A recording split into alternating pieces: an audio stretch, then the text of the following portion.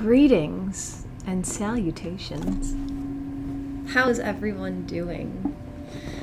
Welcome to today's session.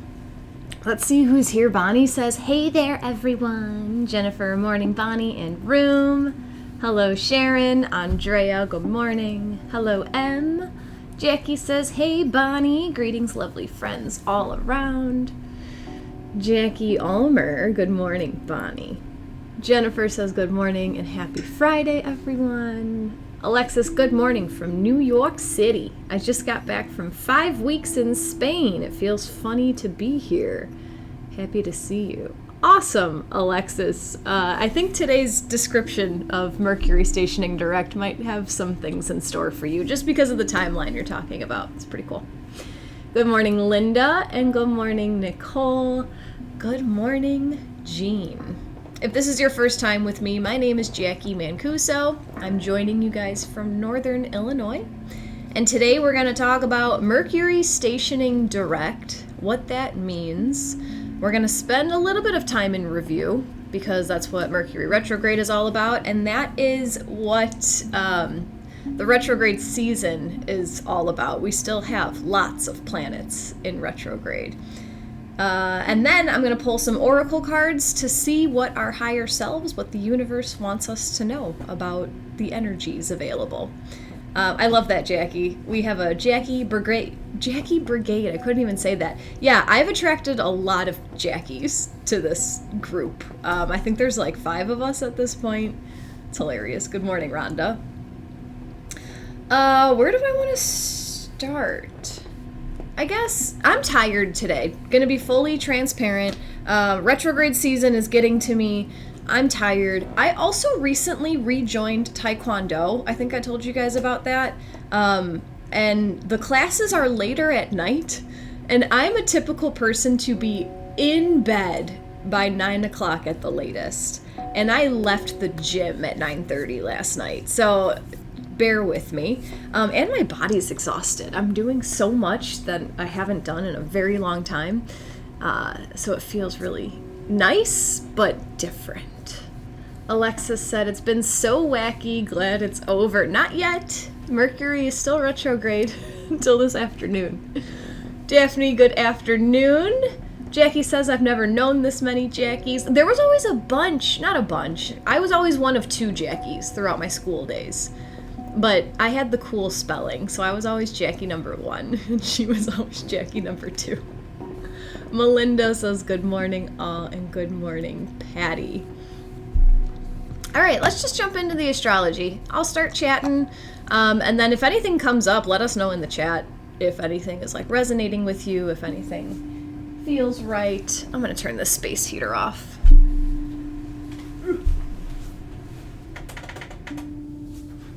All right, so Bonnie says, when I was teaching, I had 3 Jackies in one classroom. Jackie says I was one of 2 in school.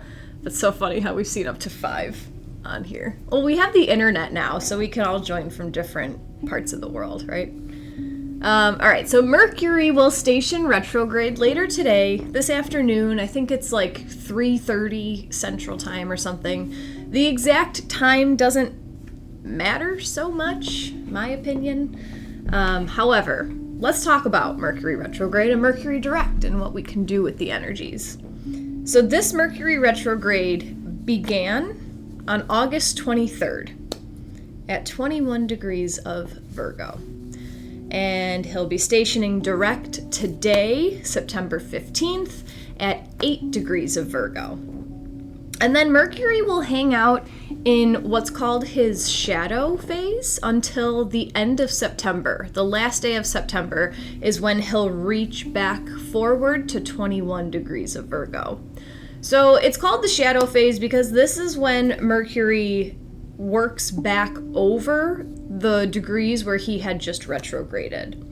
So essentially what that means is that Mercury will be passing over those degrees for the 3rd time since the beginning of August.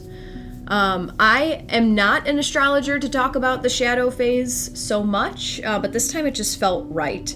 So different astrologers talk about it in different ways, but some astrologers will say that like Mercury enters his shadow phase when he enters the sign which he will retrograde through. I am much more detail oriented than that, so I consider the shadow phase when Mercury approaches the degrees which he'll be retrograding over, and then he works through. So like he approached 8 degrees August 4th, and then he went all the way up to 21 degrees. And then at the end of August, on the 23rd, he stationed retrograde, and he passed back over all those degrees again. And now today, he's stationing direct at 8 degrees, and it'll take him through the rest of September to pass over for the 3rd time all the space where he has been retrograding.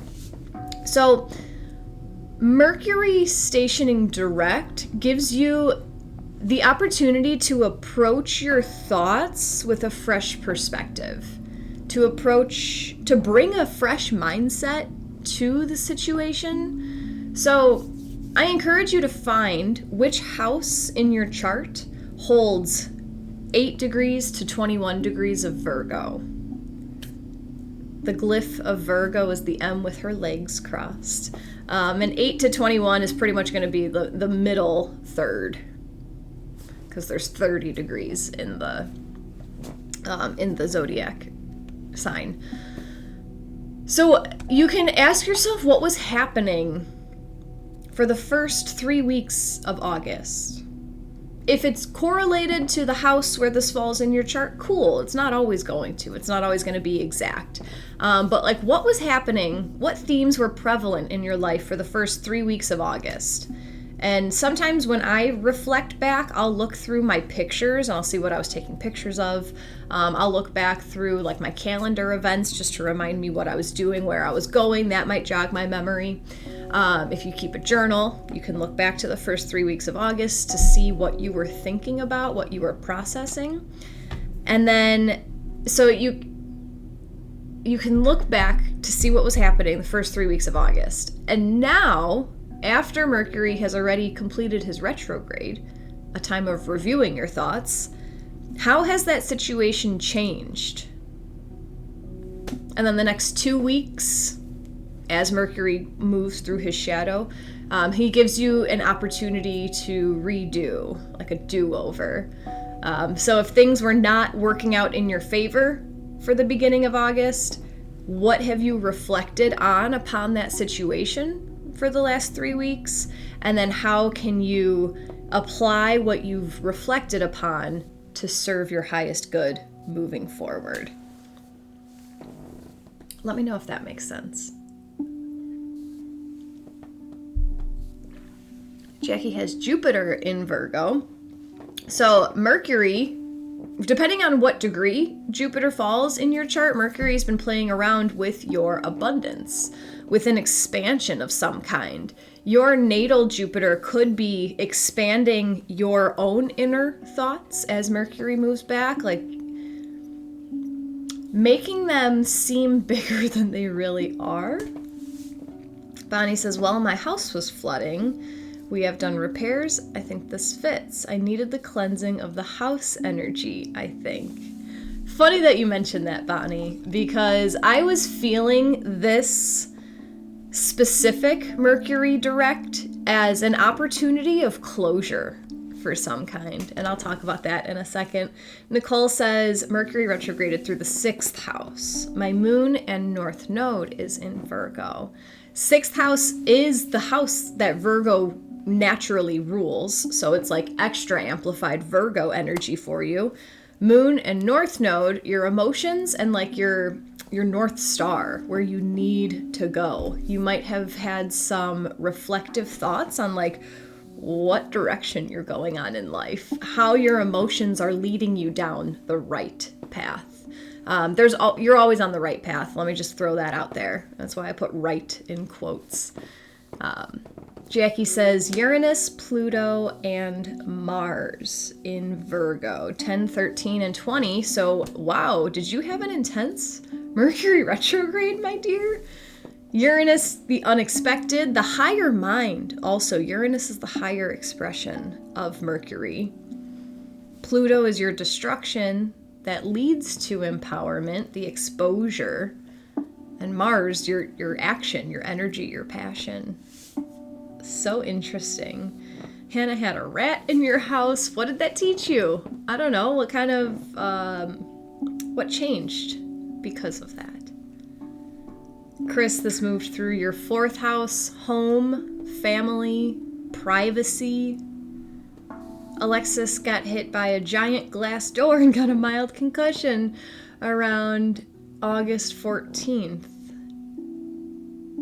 Sorry, my brain and the dates right now. August 14th was shadow phase right before he stationed direct. So maybe that was the universe literally like tossing you on the couch like, hey, chill out for a couple days. You've been moving too fast. Something was calling me to go to Spain, and now I want to move there. I felt like hell for 8 days. I bet.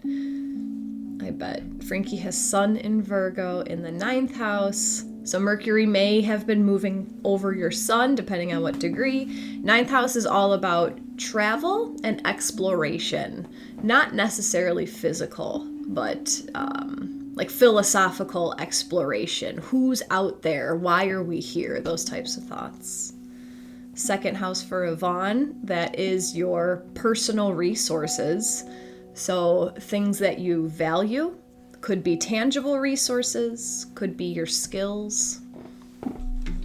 So I was feeling this Mercury stationing direct in Virgo as an opportunity for closure, right? Especially because of this strong Virgo energy that's available to us right now. Virgo is our mutable earth sign.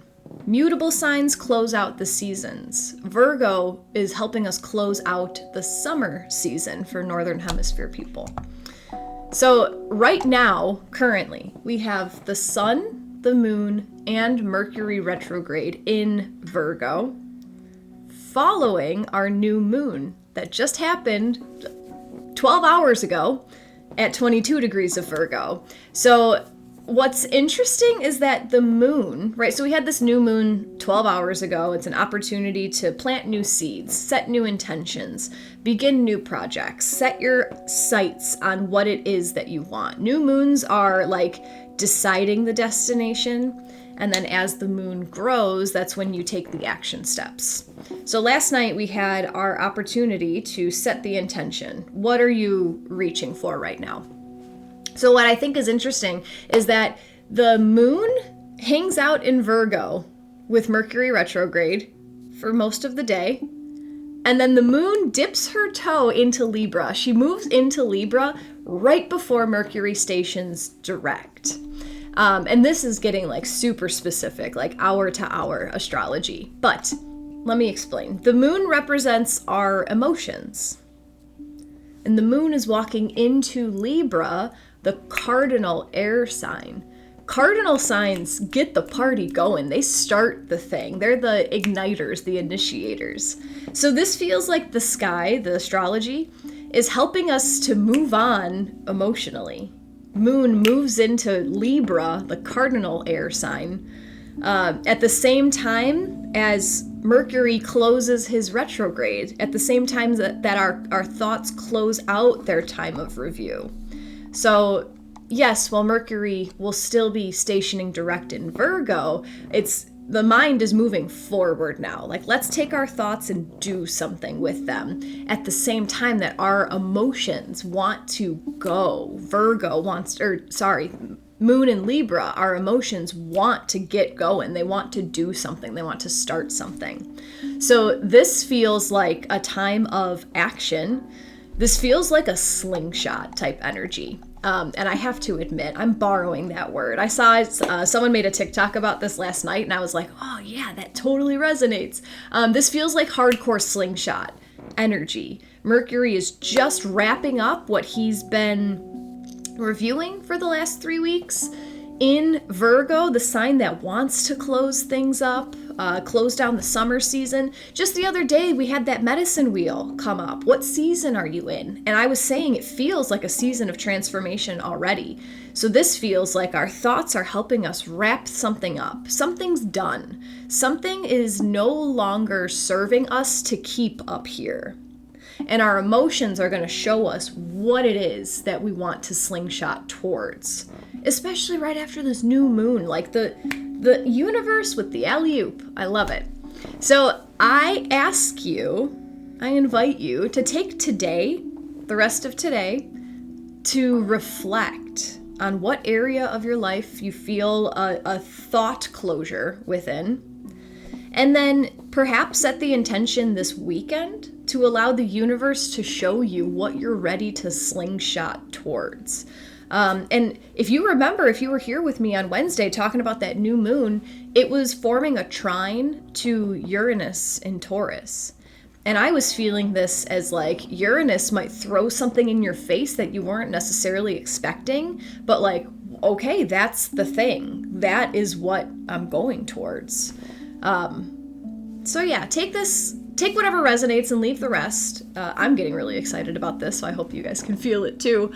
But I feel like this weekend will give us a little bit of clarity about what the end goal is for right now. End goal doesn't mean you have to attach to like, I have to get here, but like set your sights here for now. And then I feel like the slingshot energy will become even more strong when the sun enters Libra a week from tomorrow. So a lot of building right now. I'm feeling a lot of building energy. Let's see. Alexis says, I don't know what time I was born. Does that matter? Well, Alexis, you can still look up your birth chart for the day that you were born, and you can see where all the planets were in the sky. Knowing the time of your birth helps with a few things. The moon moves really fast. So there have been birth charts that I've looked up where the moon is at like 27 degrees, and it's right there on the next, like on the cusp of the next sign. And if you don't know the time, if you don't know if you're born in the morning or in the evening, it might make a difference of what moon sign you have.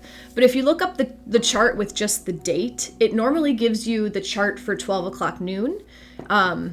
So that, like if the moon is in the middle of the sign, you have a pretty good understanding that could be your moon sign.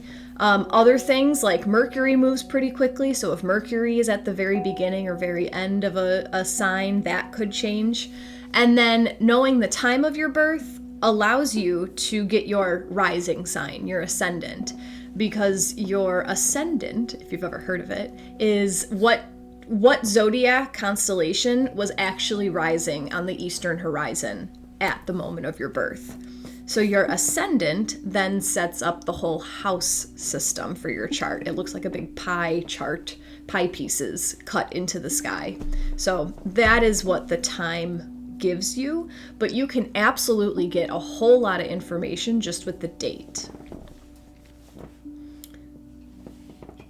Jacqui, North Node at 5 degrees with a little RX by it. The North Node always moves retrograde. The nodes of the moon move backwards in the sky.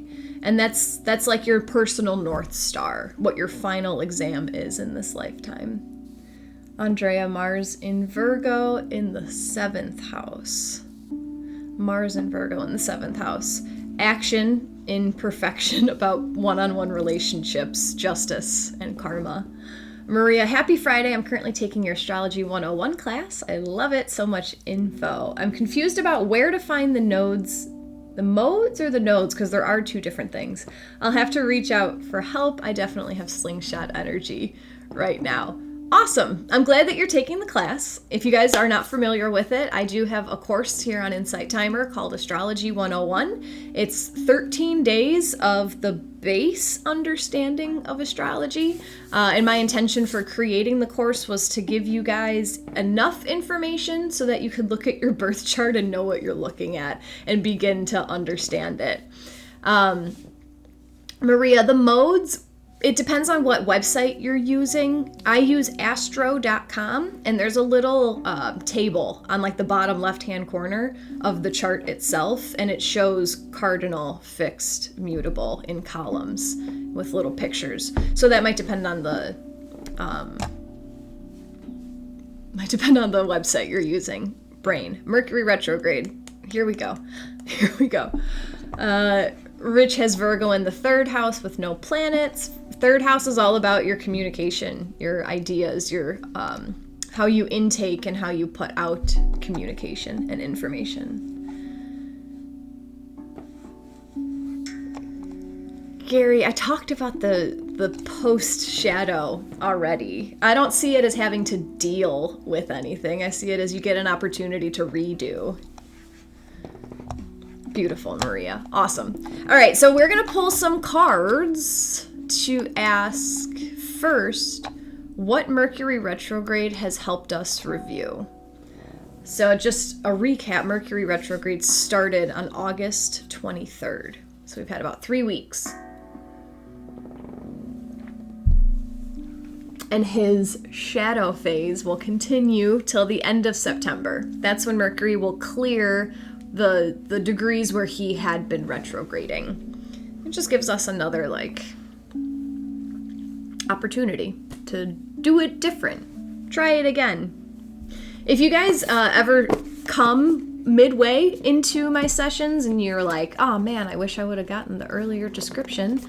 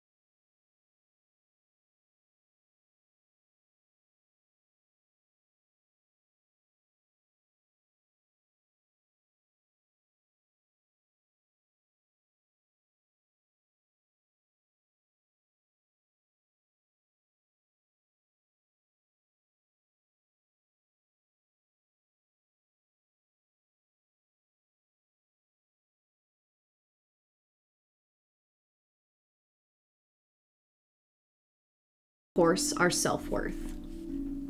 This gateway transports us to an emerald city, the temple of our heart. This sacred space within is a place of wonder and love. Here we are reminded of the sacredness we hold and are encouraged to know that although it's like a hidden treasure, this beauty deserves to be seen and enjoyed by the outer world. In the gateway image, there is a path to the Emerald City, but it is a path less traveled. This can represent many years of denying our self-worth and also moments during many lifetimes when we've pushed love away. But now we are moving closer to the love we are. Your heart space is a sacred space deep within you. For some time, you have protected it with psychic shields that have not only stopped you from being hurt, but also stopped you from feeling love. This gateway appearing shows that you have finally dropped these shields and you are ready to experience love. Universal wisdom wants you to know that this is your divine right. You are a highly empathic and generous soul who has so much to give, and you are being called forth to reveal the deeper and more vulnerable aspects of your being.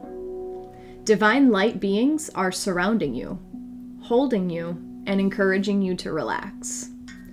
All the restrictions and blockages of your heart space have now been removed. The worst is behind you, and the world needs you. So what has Mercury retrograde helped us review? How you are using your heart. Are you protecting your heart, or are you sharing your heart? Something is coming up really strongly that I want to share with you guys about this. It's making me think of a personal thing that I hope will align with you all. But I came on Insight Timer a while ago, and it's recorded as a track here. But I taught you guys what I used to do every morning, where I would bring in the light into my body, and then I would put up my protection bubble, essentially. I would fill my body with white light. I would let the white light drip over my skin to seal in my high vibration. And then I would put up a golden filter around me to help filter love in and out of my being. And then I was trying to think about when I changed this, and I think it was around the Mercury shadow time. It was recently that I stopped doing that. And I felt more connected to fill my whole body with light and then watch the light expand and expand and connect and expand and connect. And that felt so much better. It felt so much more, what's that word? Unity, but uniting. It felt much more uniting, and it felt much less ego-driven. Not to say that protecting yourself is always ego-driven. Yes, there are people that you do need to be weary about if you're not ready to handle that type of energy. But it felt really good. And this might be if it doesn't resonate, don't do it. And this might have been a step that I was ready to take, but I truly felt why am I shutting out other people's energy? If it's not intentional, we're all one. We're all the same. So that's what I was getting from this card. Mercury retrograde may have helped you review where you're blocking love because you're trying to protect yourself from getting hurt. But what I've learned about fear, oh my gosh, I love living my life with as little fear as possible. What I've learned about fear, it literally lives in this, not the third eye, okay? It lives in the brain, in the mind. I believe all fear is made up, honestly. There's so much love, and if we're taught to resist something, you're not only resisting the bad, you're also resisting the love. Dr. Monica, protected heart keeps from a deeper flow of love. Yeah, I like that. Protection boundaries are legit. What else did you say? I appreciate how you've taught me and us about fear. It's the coolest thing to realize, I don't need to be afraid of that. It's awesome. Melinda, me too. It starts from my solar plexus or heart and then expands outwards. Yeah, it's similar to like metta, like the loving kindness meditation, but different. Dr. Monica, loving that. Expanding light and sharing the sparkle. Yeah, you can create your own light and send it out. And you don't need to... I don't want to say what you need to do and don't need to do because I'm just speaking from what's worked for me. Like, I don't feel like I need to be afraid of darkness or like shoo darkness away from me. There's a place... It's right here. It's both. Both have a place. There's a place for it. There's a time and place for it. Maybe it's about learning how and when to engage. How, specifically. Alexis, I had an uneasy feeling when one came up each time, and I was like, one is telling me something, and it was the perfect message for me because I've been on hold with allowing love to come in since I broke up with my partner before COVID. I'm very protective of myself. Interesting. I love that. I love that. I don't want to tell the whole story just because I don't want to take up more time, but I spent some time with my mom yesterday, which is like few and far between. I love her. We're just like not as close as a lot of other mother-daughters, but we got together, we had lunch, and then we went for a walk. And throughout the walk, the theme was resentment versus forgiveness. And then I was journaling about it this morning, and it made sense, and it makes me sad when people hold resentments because they are denying available love because of something that happened years and years and years and years and years ago, potentially. You know what I mean? That's just the theme that was coming up. That Stargate Heart opening made a lot of sense. Like, forgiveness equals love. Forgiveness calls in love. Of course you had the same conversation with your hairstylist, Bonnie. All right. What else has Mercury retrograde helped us review? Remember how this was talking about the Emerald City or the Emerald something? Yeah, card number 2 is the Emerald Tablet activation. So that's pretty cool. That's pretty cool. And whenever I think about Virgo energy too, Mercury retrograde in Virgo, green is always my color for Virgo. Very earthy. Cosmic ordering, divine alchemy, conscious manifesting. The Emerald Tablet is one of the most celebrated of the Hermetic texts, a series of sacred Egyptian and Greek texts from the 2nd century or earlier. They form the basis of Hermeticism, a spiritual tradition that brings together science and spirituality through investigations into the cosmos, mind, and nature. Most of the texts are a series of dialogues between a teacher and a student and are based on the concept of alchemy, the art of turning lead into gold, or something that is leaden and heavy into a golden opportunity. The Emerald Tablet is said to have been carved on a bright green stone that was transported to Egypt around the fall of Atlantis and stored in the halls of Amenti under the Great Pyramid. Although this legend is widespread, the origin of the text is surrounded in mystery. We do know that is made up of 14 passages, which first appeared in a book written sometime between the 6th and 8th centuries, and has been highly influential.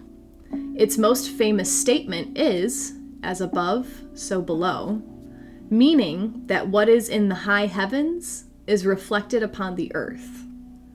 The author signs off as Hermes Trismegistus, which is another name for Thoth, who is featured in this deck, and is thought to have been the priest king of Atlantis.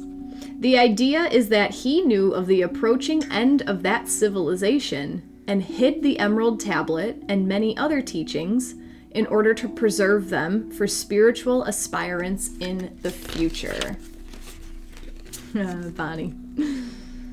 When the Emerald Tablet activation card appears, you are being called to remember the gifts you are carrying from previous lifetimes. Even if you don't understand how to express them, there's a part of you that knows you hold great power within. This is a special time for you to use that power to bring into manifestation all that you need for your life to unfold in a way that is in alignment with your best interests. All that has unfolded so far has given you the opportunity to learn and grow, even the unsettling moments. But you are a master alchemist with the capacity to take all that was once challenging to use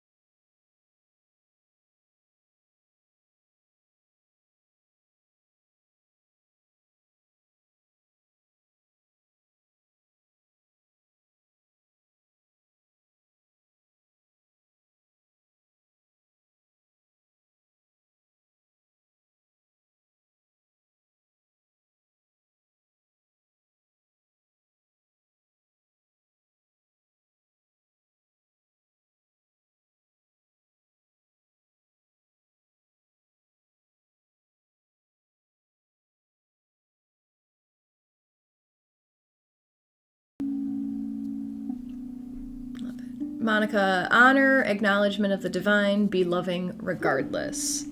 Oh, like this? Like how it started with that Stargate heart? Be loving? Open your heart to everything? Because if you close your heart to what you're appearing to be afraid of, or like what's appearing scary, if you close your heart off to that, you're closing your heart off to all the goodness that can come out as well. Dr. Monica says, clear the resentment and accept grace of situation, forgiveness of past mistakes.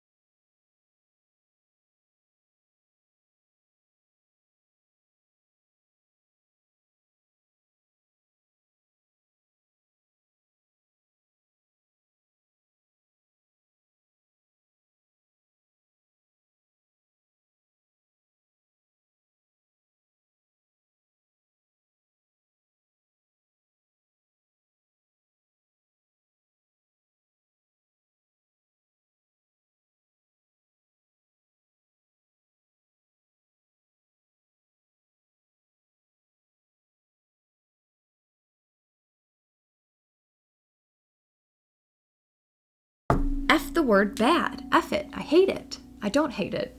Maybe I hate it. I don't know.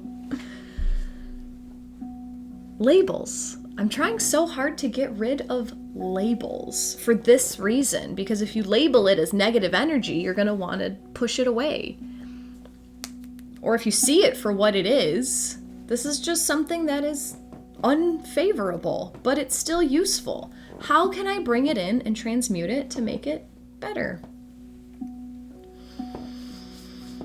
Thank you, Yvonne, for your donation. Fiorella, basically, how can my shitty past influence my positive self today? Yeah, finding the silver lining in situations that you don't necessarily want to look at. This is feeling very recent, though. This is feeling, I set the intention for this reading around Mercury retrograde. So this is August and September energy. However, if August and September have been bringing up themes of the past, that could be time to look into the past. But to give you a jumping off point, who are you holding resentment around? Is there someone, or is it yourself? Open your heart. See what's there.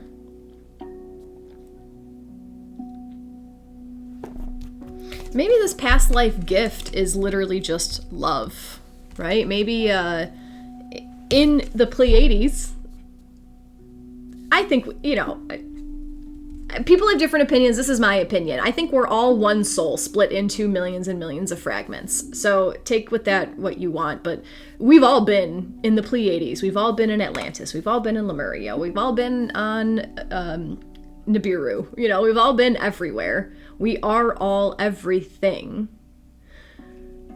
And we've all found love at one point or another. You just forgot. So it's time to open your heart to remember. And something else I noticed, emerald, blue. It's hard to tell with there's a glare. Heart, throat, that's how I'm looking at it. You could look at it however you want. Sky, earth, as above, so below.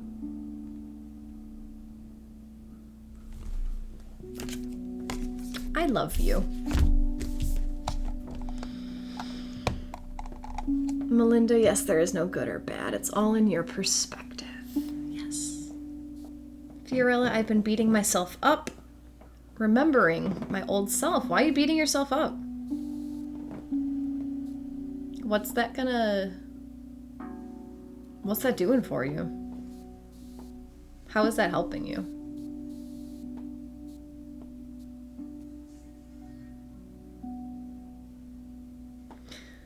I was just thinking, like, with like kids, like little kids, when you want them to succeed, when you love them, right? When you use your conscious mind and you're aware of what you're doing, when they make a mistake, do you think it's going to help them to beat them up? And I can see some of you guys saying, like, yeah, but it's all love. It's all love. Hannah, this is resonating like crazy with what I've been going through and processing this year. Same. I'm a little like in shock, and I'm going to take a moment to process this afterwards. I'm glad that I have a little bit of spare time in between this and my client. Wowza. This is a good one today. Fiorella and Patty sharing the love. John says all the cards are spot on. Always. Hannah, it takes me a little while to process. Of course, that's why I put this replay on YouTube. That's why Bonnie helps and sends the text updates into my group. So join our spiritual community if you want to see the text recaps of what we talk about.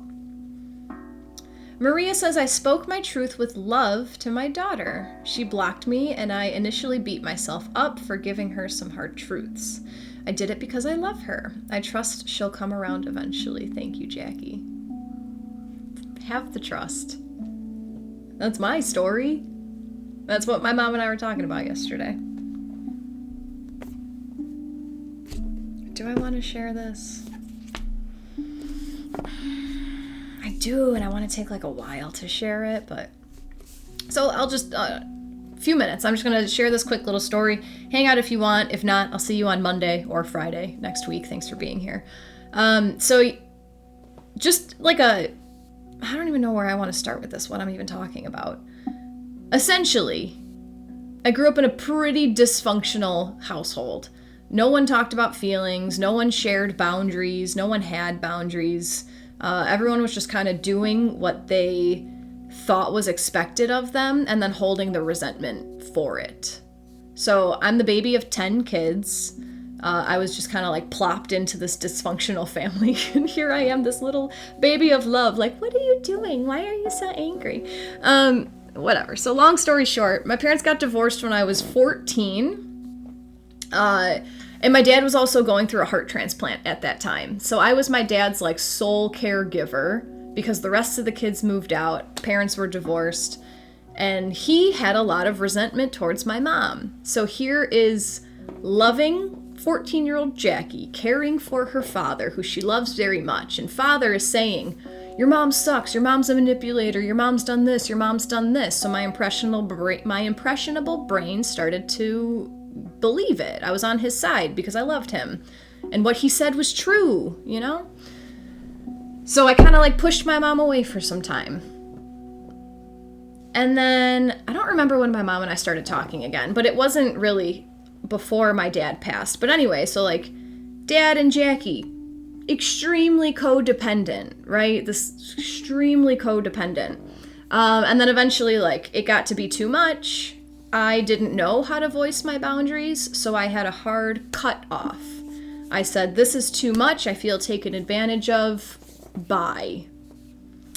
And then a year later, I got a phone call and a voicemail from my brother telling me that dad was dead.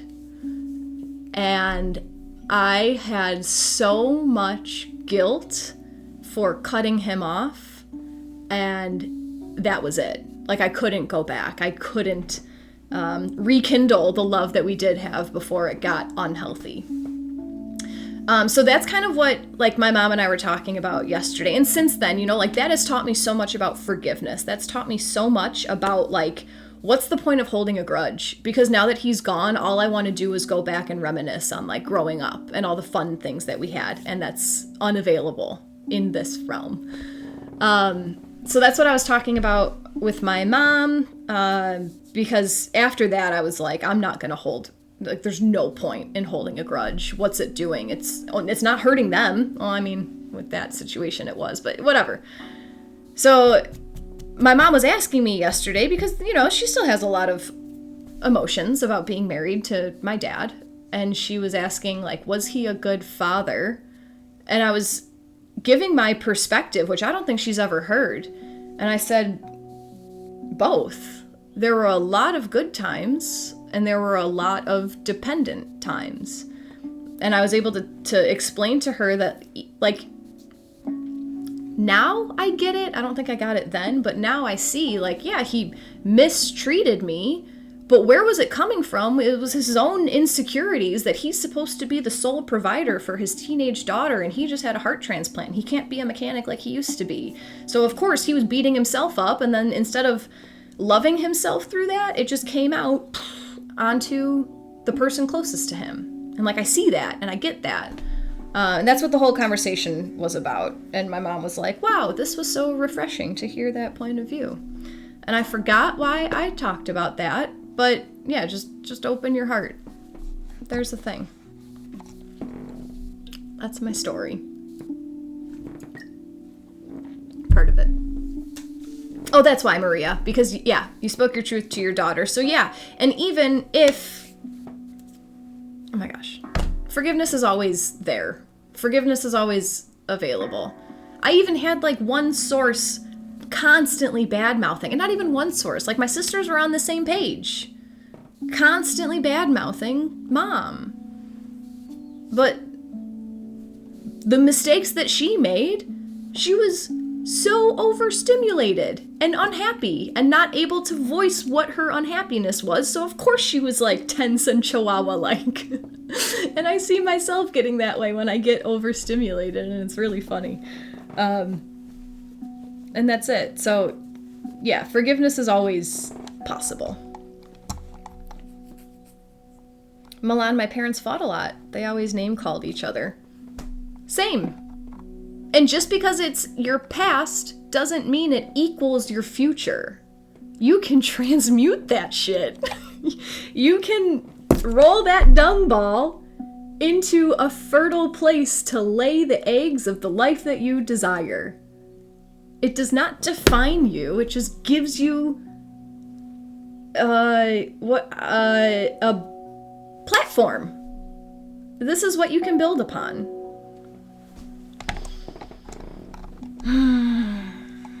TJ, even without any physical evidence, it's easy to imagine a universe filled with all kinds of civilizations, no matter what we call them. And we could all be quantum entangled through time and space, one existence. I'm with you. Milan divorced when I was 3, but the fights never stopped. How can you use that energy? What is that fueling? What is that fueling? I learned from all their mistakes. If the kids don't, the parents lived through. If the kids don't learn, the parents lived through the struggle for nothing. Everything happens for us. You are welcome for sharing, Maria. I hope it helped. Because you felt sad for us, I feel? What do you mean, Fiorella? You're very welcome for sharing. I love it. It's a beautiful part of who you are. Thank you, Jackie. Fiorella, don't be sorry. There's no need for sorry. I am not, oh my gosh, here's another layer of it. The coddling, oh poor baby, come here. I can't do that. I can't do that. I can't take it and I can't give it. Drives my husband nuts. The poor baby doesn't, what does it serve? It just keeps you in that like, oh yes, I am so sad. And whatever, time and place for everything, but like, thank you for your condolences, but don't need you, yeah.